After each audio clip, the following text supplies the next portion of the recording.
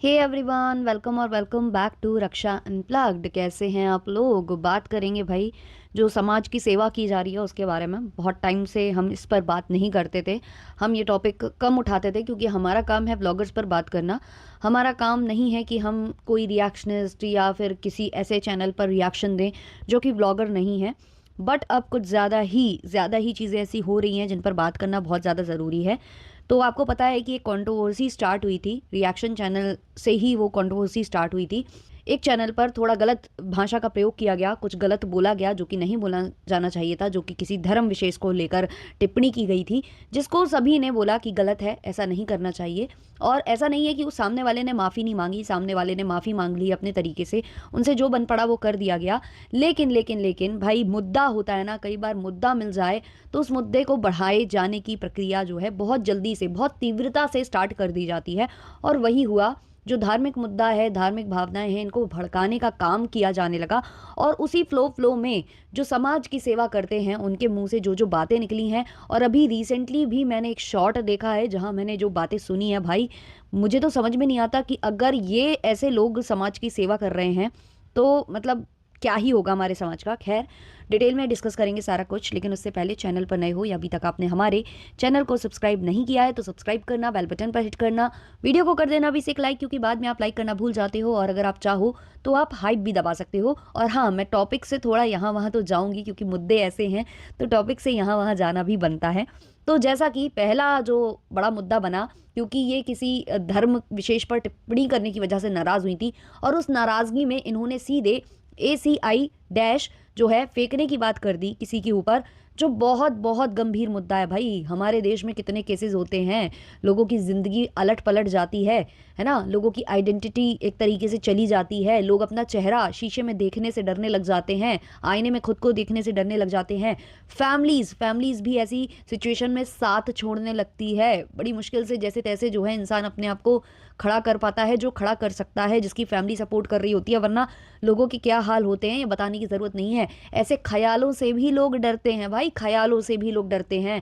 और यहाँ जो है, जो समाज की सेवा कर रहे हैं, वो सेवा के नाम पर ये कर रहे हैं कि सीधे धमकी दी जा रही है कि भाई हम एक की सेवा करेंगे, हम एक महिला को ऐसा प्रोटेक्ट करेंगे, ऐसा प्रोटेक्ट करेंगे कि 10 के ऊपर हम ऐसे जो है स्टेटमेंट दे देंगे। और अगर आप ऐसे स्टेटमेंट दे रहे हो तो क्या आपको लगता नहीं है कि अब आपको मतलब थोड़ा सा जिम्मेदार नागरिक बनना चाहिए?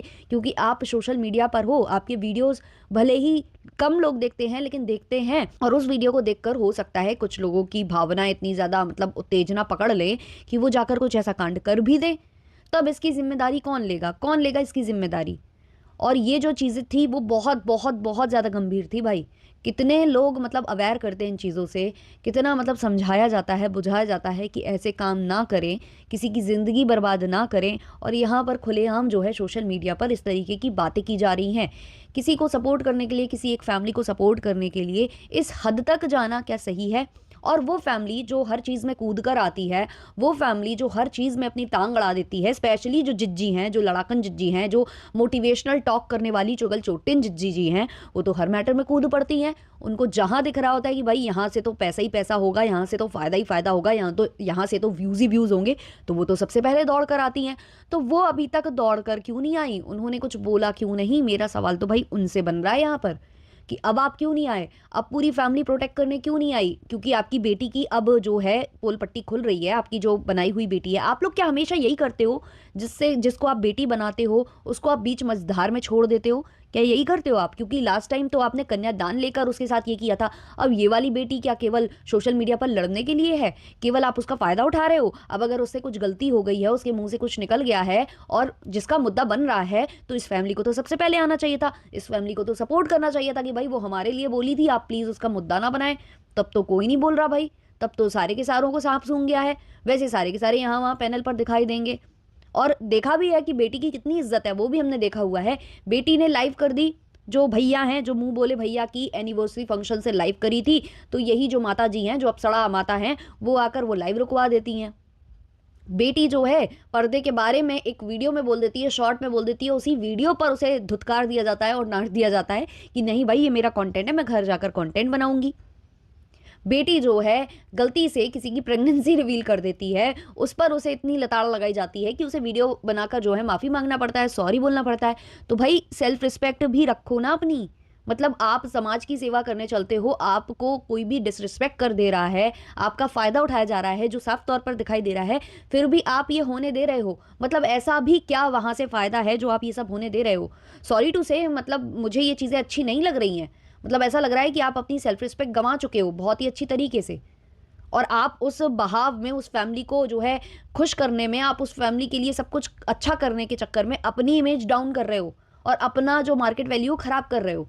ये मैं काफ़ी टाइम से देख रही हूँ और मैं नहीं देना चाहती थी इस पर रिएक्शन, बट अब ये ज़्यादा हो रहा है। अभी जस्ट मेरे सामने एक और क्लिप आई है जहाँ किसी बेटी को लेकर बोला जा रहा है कि तेरी बेटी के साथ RA डैश डैश होगा।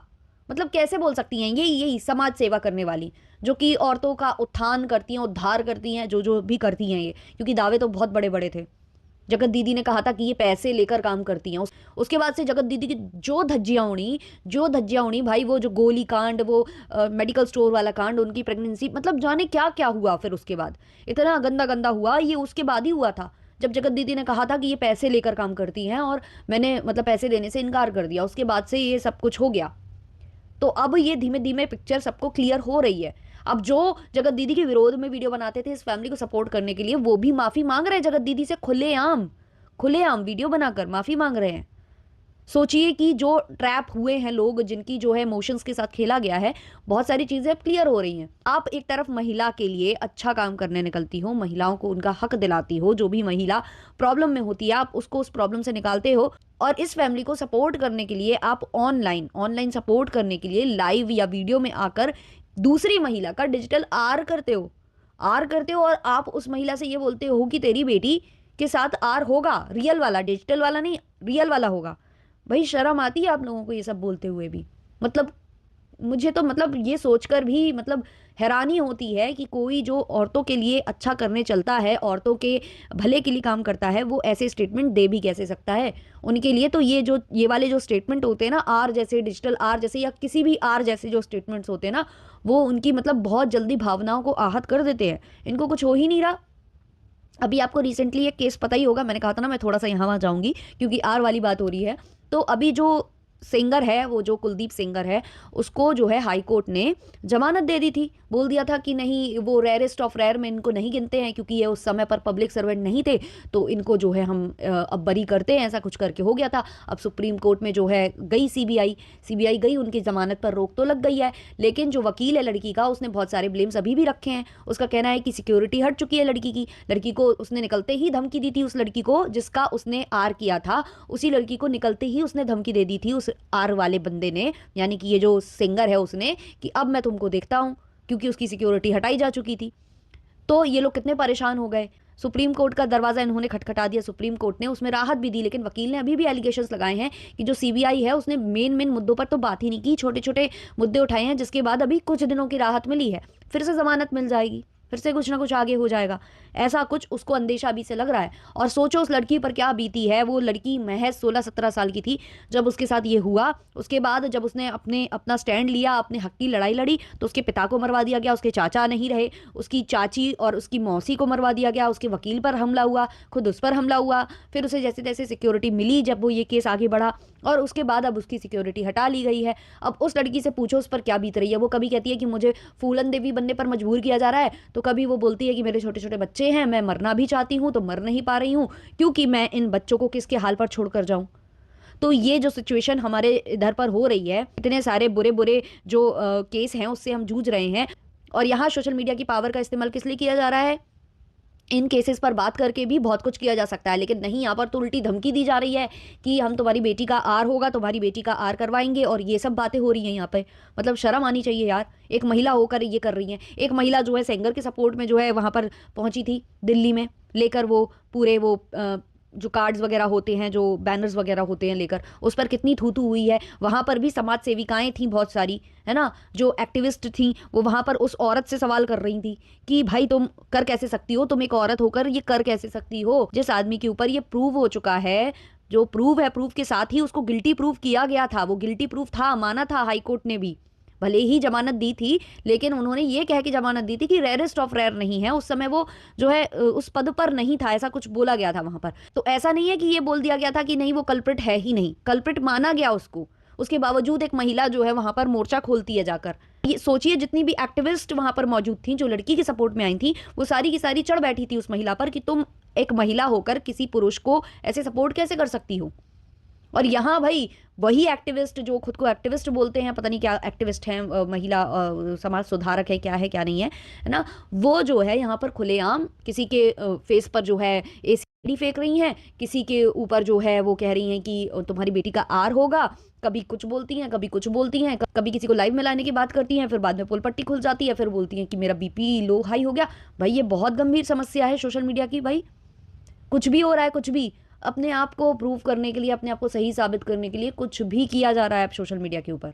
आप लोगों के क्या ओपिनियन है इस मैटर में, ये जो समाज सेविका जी कर रही हैं उसके विषय में आप लोग मुझे कमेंट सेक्शन में बताना अपने अपने विचार। चलिए मिलते हैं नेक्स्ट वाले पॉडकास्ट के संग, तब तक के लिए बाय बाय।